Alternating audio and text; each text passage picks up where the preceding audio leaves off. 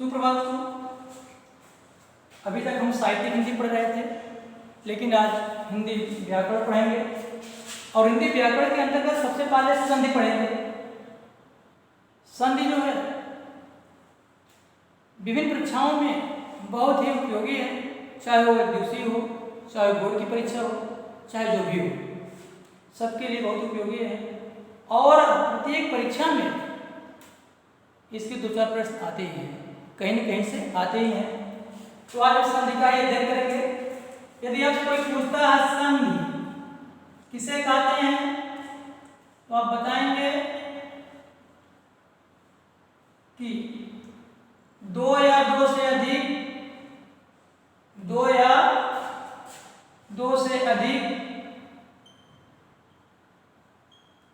वर्णों के मेल को संधि कहते हैं। संधि कहते हैं दो या दो से अधिक वर्णों के मेल को संधि कहते हैं। या दूसरी परिभाषा भी है कि दो निकटवर्ती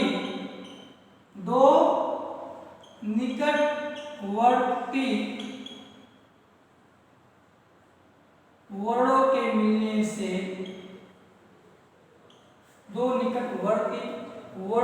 मिलने से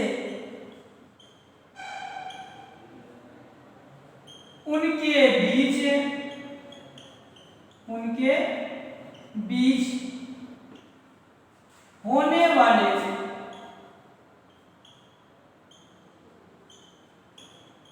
विकार या परिवर्तन को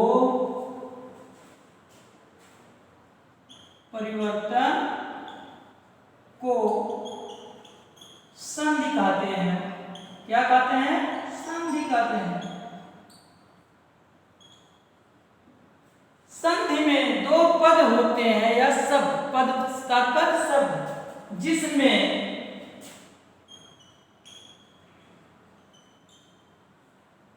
दो पद ताकर शब्द, जिसमें दो पद होते हैं,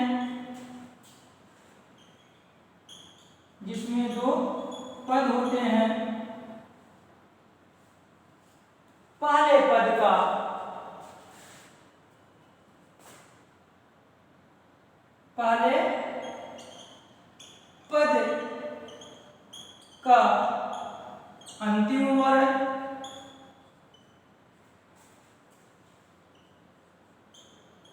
और दूसरे वर्ण का पहला वर्ण एक दूसरे के समीपस्थ आते हैं। पहला वर्ण एक दूसरे के समीपस्थ आने से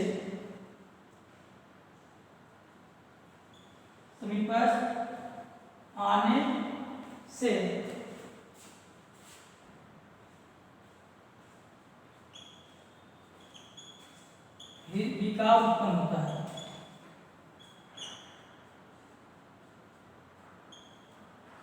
उसे संधि कहते हैं या संधि कहलाते हैं या संधि कहलाता है।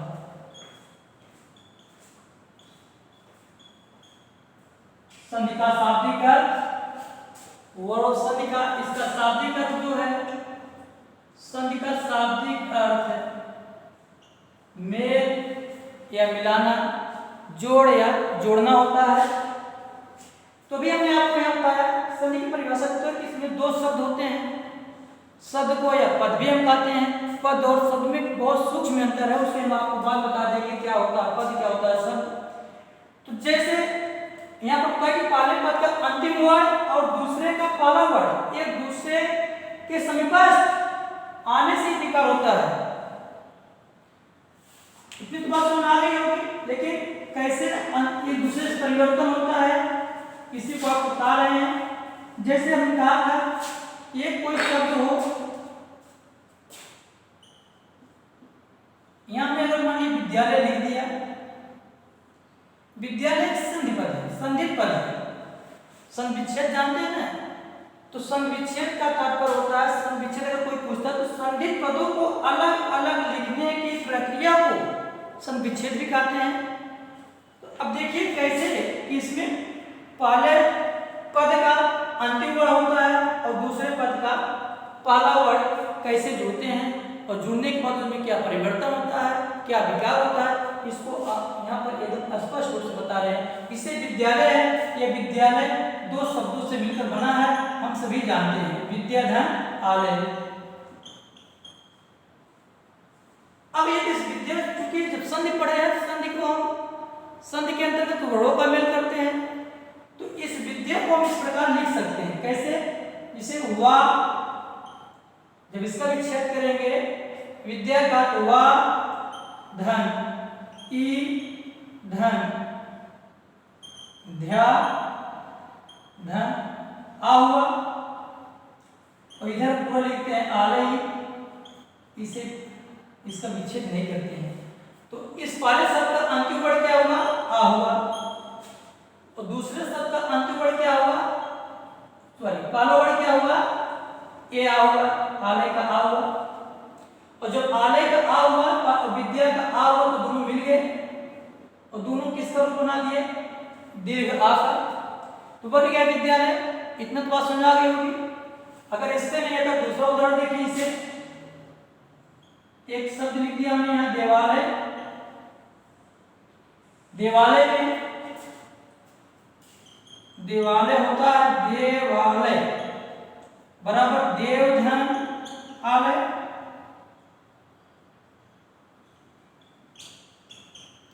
देवधन आलय। अब इस व में हर्ष आ है, इसका अंतिम वर्ण आ होगा, और इस शब्द का पहला वर्ण आ होगा, हर्ष आ और दीर्घ आ मिलकर के दीर्घ बन जाएंगे, बन जाएगा देवालय। हमें पूरा विश्वास है कि अब आपको समझ में आ गया होगा कि संधि में जो दो पद होते हैं उसमें जो पहले पद का अंतिम वर्ण और दूसरे पद का पहला वर्ण कैसे जुड़ते हैं, ये बात समझ स्पष्ट रूप से आपको आ गई होगी। अगर ये बात समझ आ गई है तो अब आपको बताने चल रहे हैं कि संधि के भेद, संधि के कितने भेद होते हैं? तो संधि के 3 भेद होते हैं। यदि कोई पूछता है कि संधि के कितने भेद होते हैं, तो आप बताएंगे संधि के 3 भेद होते हैं। संधि के भेद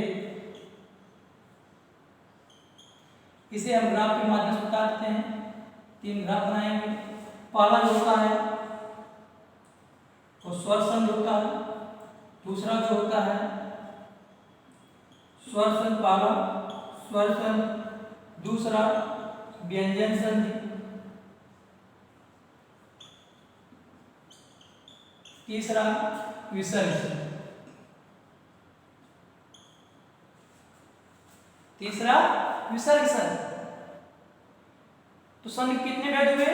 3, स्वर संधि, व्यंजन संधि और विसर्ग संधि। अब आपको ध्यान देने की बात यह है कि हम पहले संधि के भेद के अंतर्गत स्वर संधि का ही अध्ययन करेंगे। इसका अध्ययन करेंगे स्वर संधि का। तो यह स्वर संधि, यदि कोई पूछता स्वर संधि किसे कहते हैं, तो आप बताएंगे कि जिस संधि में एक स्वर के साथ दूसरे स्वर का मेल होता है उसे हम स्वर संधि कहते हैं। स्वर संधि में केवल स्वर के साथ स्वर का ही मेल होता है, किसी अन्य अक्षर या वर्ण का मेल नहीं होता है। स्वर संधि में केवल स्वर के साथ स्वर का ही मेल होता है। वह संधि जिसमें स्वर के साथ स्वर का मेल हो उसे हम स्वर संधि कहते हैं। चाहे वो ग्रहण स्वर में से कोई भी स्वर हो, चाहे दोनों समान हो या असमान हो, किंतु स्वर संधि में स्वर का ही मेल होता है। स्वर संधि के अलावा स्वर संधि में जो है किसी के मेल नहीं होता। व्यंजन संधि में व्यंजन के साथ स्वर भी हो सकता है, व्यंजन भी हो सकता है, लेकिन स्वर संधि के दोनों पद जो होते हैं पहले शब्द का जो अंतिम अक्षर होगा, दूसरे शब्द जो पहला अक्षर होगा वो स्वर ही रहेंगे। लेकिन इसमें व्यंजन शब्द में हो सकता है पहला माने पहले व्यंजन के साथ स्वर हो सकता है या व्यंजन के साथ व्यंजन हो सकता है। वैसे विसर्ग शब्द में विसर्ग के साथ स्वर हो सकता है, व्यंजन हो सकता है, लेकिन स्वर में स्वर के साथ स्वर। यहाँ तक बात समझ आई। इसके बाद अब आपको बताते हैं कि स्वर संधि के कितने भेद होते हैं। तो अभी तो संधि के भेद कितने हुए? 3। और स्वर संधि की बातें आती है तो स्वर संधि के कितने भेद होते हैं? स्वर संधि के भेद परिभाषा बता ही दिया कि जब स्वर के साथ स्वर का मेल होता है तो उसे हम स्वर संधि कहते हैं। स्वर के साथ स्वर का मेल होने पर उसके बीच होने वाले परिवर्तन या विकार को हम स्वर संधि कहते हैं। किंतु स्वर संधि के भेद जब पूछा जाएगा आप बताएंगे 5 होते हैं। कितने होते हैं? 5। स्वर संधि कितने भेद? 5। उनके नाम क्या है? तो पहला संधि जो होता है उसे हम दीर्घ संधि कहते हैं। क्या कहते हैं? दीर्घ संधि। दूसरे संधि का नाम गुण संधि। दूसरे संधि का क्या नाम है? गुण संधि। तीसरे का वृद्धि संधि। चौथा क्या नाम है? चौथा नाम है यड़ संधि। क्या नाम है? यड़ संधि। 5वां अयाज संधि।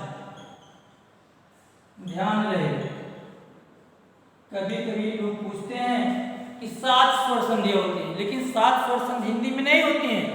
हिंदी में स्वर संधि 5 होती है। कितनी होती है? 5। और संस्कृत में 7।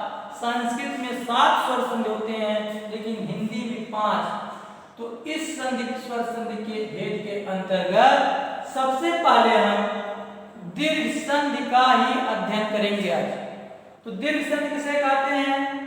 इसका नाम ही है दीर्घ। दीर्घ माने बड़ा, विशाल। दीर्घ मीन्स क्या होता है? बड़ा या विशाल। तो देखेंगे अगर कोई पूछता है इस दीर्घ संधि का सूत्र होता है अका सवड़े दीर्घा। तो पहले दीर्घ संधि की परिभाषा आपको बता दें कि दीर्घ संधि किसे कहते हैं।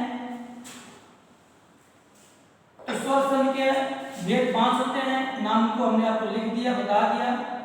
तो दीर्घ संधि किसे कहते हैं? यदि आप पूछते हैं आप कोई आपसे, आप बताएंगे।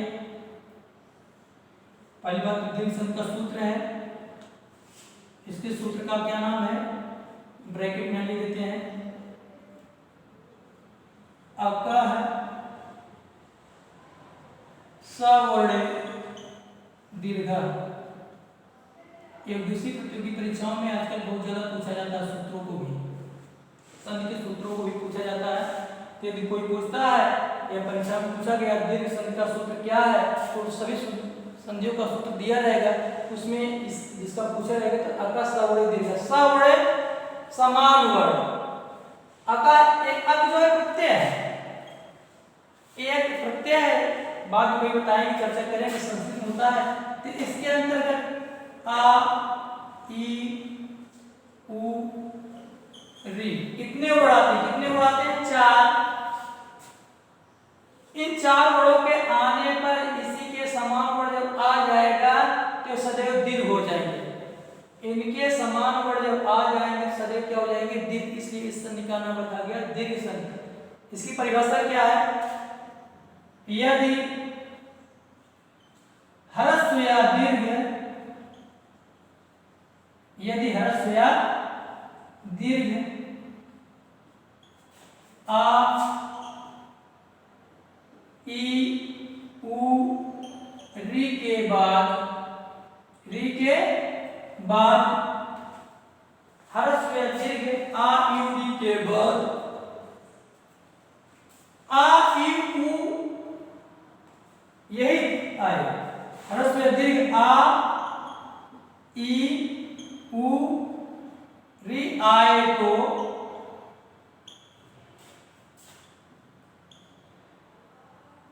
वे सदैव आपस में मिलकर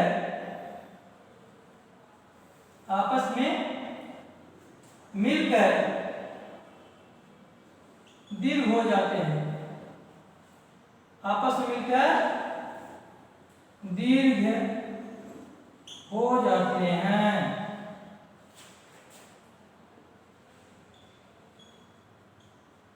क्या हो जाते हैं? आपस में मिलकर के दीर्घ हो जाते हैं। कहने का तात्पर्य है कि एक ग्राफ यहां बना दे रहा अभ्यास में कि यदि आ के बाद आ आएगा, आ के बाद आ आएगा तब भी क्या बन जाएगा? इसका दीर्घ हो जाएगा आ, या दीर्घ आ के बाद ह्रस्व आ आएगा तब भी क्या बन जाएगा? दीर्घ आ, या दीर्घ आ के बाद दीर्घ आ आएगा तब भी क्या बनेगा? आ ही बनेगा, हर्षा दीर्घ होगा। या आ के बाद आ आएगा, ह्रस्व आ के बाद दीर्घ आ आएगा तब भी दीर्घ आ होगा। फिर सुनिए ध्यान से, ह्रस्व आ के बाद ह्रस्व आ आएगा तब भी दीर्घ होगा। दीर्घ आ के बाद ह्रस्व आ आएगा तब भी क्या होगा? दीर्घ होगा। दोनों अगर दीर्घ आ रहेंगे तब भी दीर्घ होगा, या पहले ह्रस्व आ आएगा बाद दीर्घ आएगा तब भी। इतनी बात समझ में आई? इसी प्रकार यही स्ट्रक्चर, यही ढांचा, यही आकार ई के साथ रहेगा। ह्रस्व ई के बाद ई आएगा तब भी दीर्घ ही होगा, दीर्घ ई के बाद ह्रस्व ई आएगा तब भी दीर्घ ही होगी। इसी प्रकार होगा। जैसे उदाहरण देते हैं, दीर्घ संधि का उदाहरण है इसे,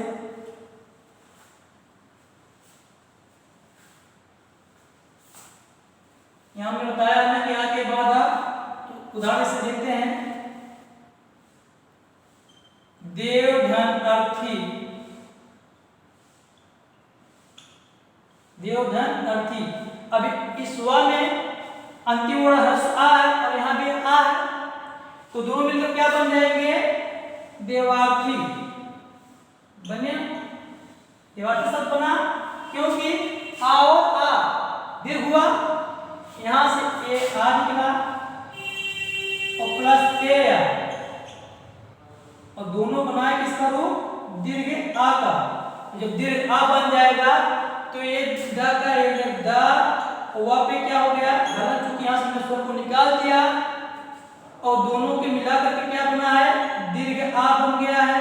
और यहां क्या बचा? थी। अब यह आ जो है इस हलंत वाले अक्षर पर लग जाएगा, जुड़ जाएगा, तो क्या बन जाएगा? देवार्थी। इसी प्रकार इससे देखते हैं कैसे बनता है। दीर्घ, पहले दीर्घ आ हो, फिर जो है ह्रस्व आ हो। जैसे इसके आधार पाते हैं दूसरे नंबर पे, तो दूसरा नंबर कैसे बनेगा? ये तो समझ आप इसे देवार्थी हुआ, वीरधर अंगना हुआ, वीरांगना हुआ। यहाँ दूसरा उदाहरण देख लीजिए इसमें, वीरधर अंगना क्या बनेगा? वीरांगना। या देवधन अर्चन क्या बन गया? देवार्चन। बात समझ आई? देखिए यहां भी ह्रस्व है, यहां भी ह्रस्व है, बना क्या? दीर्घ। समझा दिया? अब पहले दीर्घ आ रहे हैं और बाद में ह्रस्व आ रहे हैं, तो कैसे बनेगा? जैसे एक शब्द हुआ, इसके आधार पर चल रहे हैं दूसरा नियम पे। तो मान लीजिए परीक्षा धन अर्थी, परीक्षा धन अर्थी क्या बनेगा? क्योंकि अब यहां देखिए दीर्घ आ, इसका अंतिम वर्ण क्या होगा? दीर्घ आ होगा। परीक्षा में अंतिम वर्ण दीर्घ होगा, आ और ह्रस्व के रूप आएगा, बन जाएगा दीर्घ। तो कैसे हो जाएगा? पूरा इसका रूप बनेगा परिवर्तित होकर परीक्षार्थी। क्या बना? परीक्षार्थी। या इस तरह भी देख सकते हैं, सीमा धन अंग,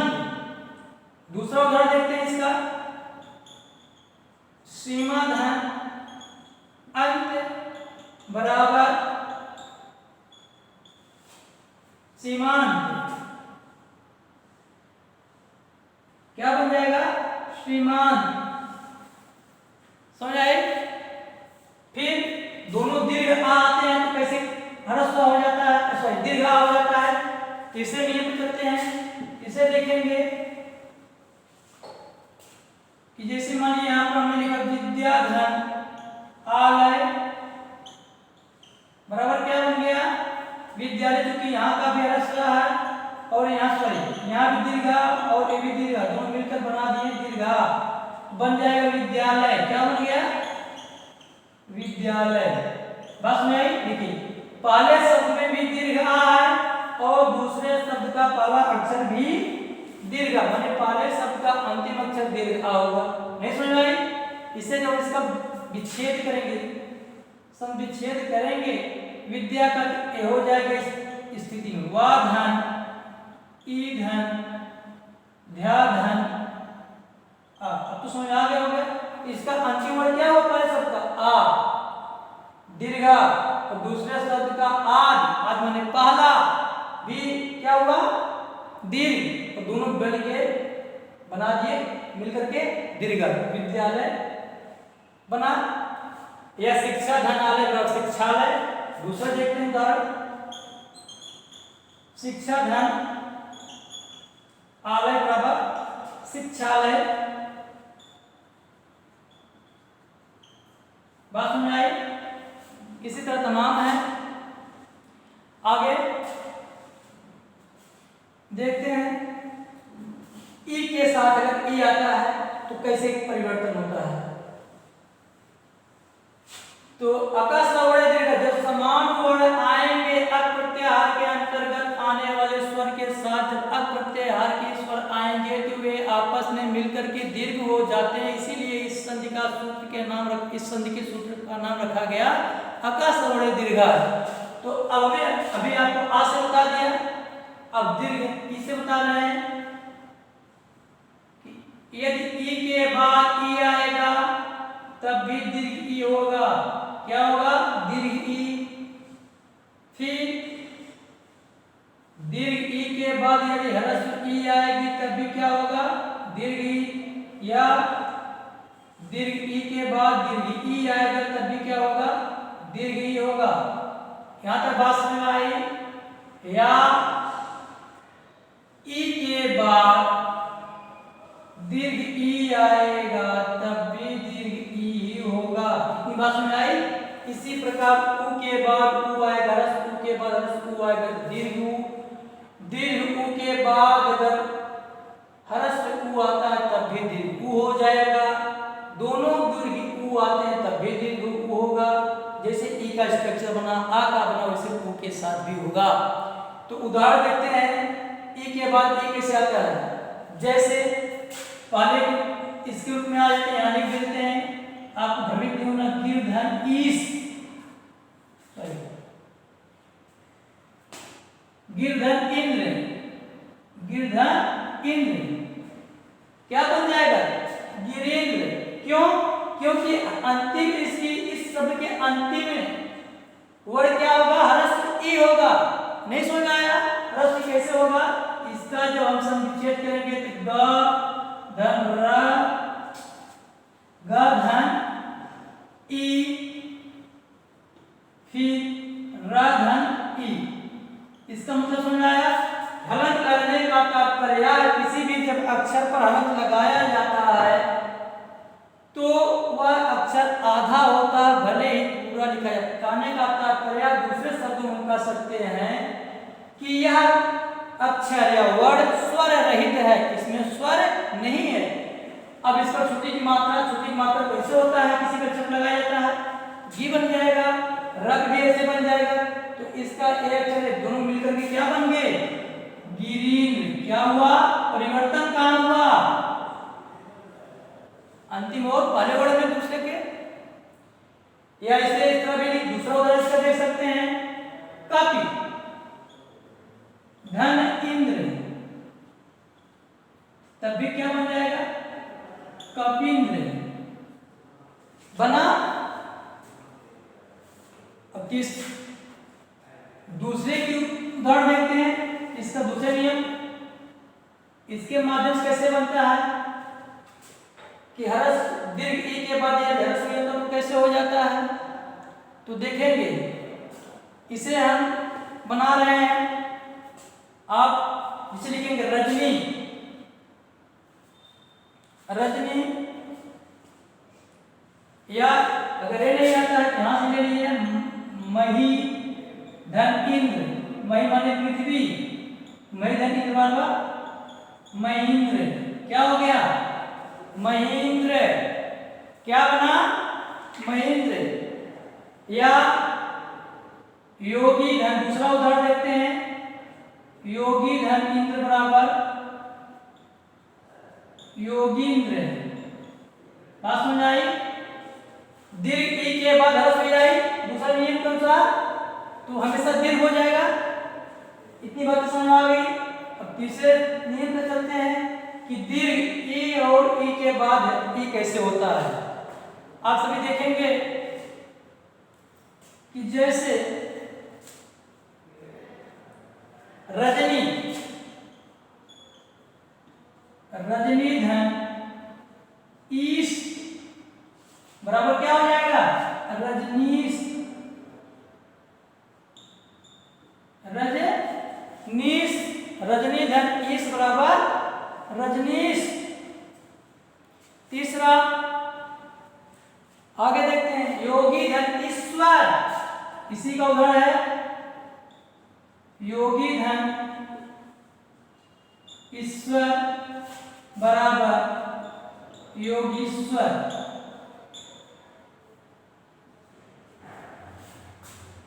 अब हर्ष ई के बाद दीर्घ ई आए, कैसे बनेगा इसका सभी यहीं से देख लेंगे। इसे कपि धन ईश बराबर क्या बना कपीश, क्या बना कपीश, बात सुनाई। या दूसरा उदाहरण इसका देखते हैं, रवि धन इंद्र, रविंद्र, क्या हुआ इसका संबंध बन गया रविंद्र। या कवि धन इंद्र कविंद्र, सॉरी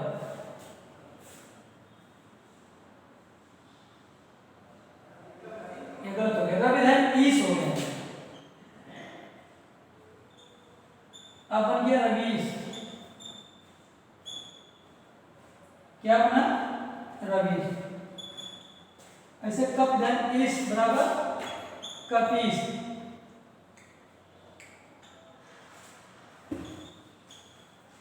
इसी भाग उ के साथ भी होगा और री के, तो जैसे उ से देख लेते हैं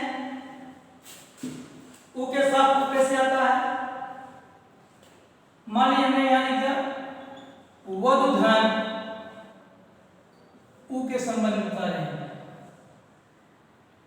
वधु धन उत्सव, क्या बनेगा वधुत्सव,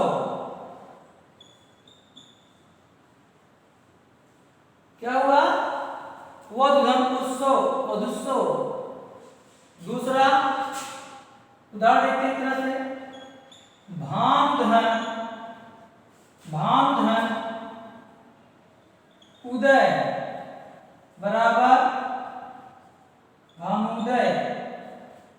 यहां पर इसका फॉलो कर रहा है कि यदि दीर्घ उ के बाद ह्रस्व उ आएगा तो सदैव क्या बन जाएगा दीर्घ, बनाना है इसमें से वधुत्सव में है।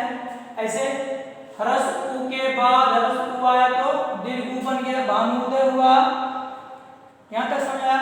या लघु धन ऊर्मी बराबर लघुर्मी, लघु धन ऊर्मी बराबर लघुर्मी, समझ आई बात। और रे से कैसे बनता है, क्योंकि रे का इसी तरह रूप होता है और जब दीर्घ बनाते नीचे आउट करते हैं, लेकिन केवल मात्रा में होती ना कि अक्षर में। जैसे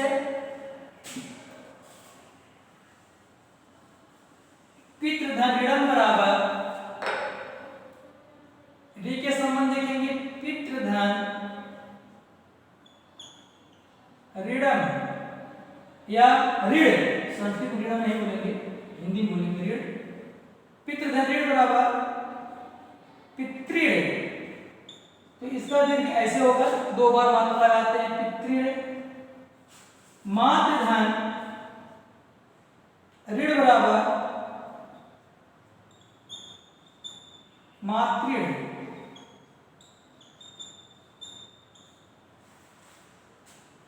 क्योंकि वीडियो लंबी हो जा रही है, इसी के साथ धन्यवाद। गुण संधि का अध्ययन हम अगले वीडियो करते हैं।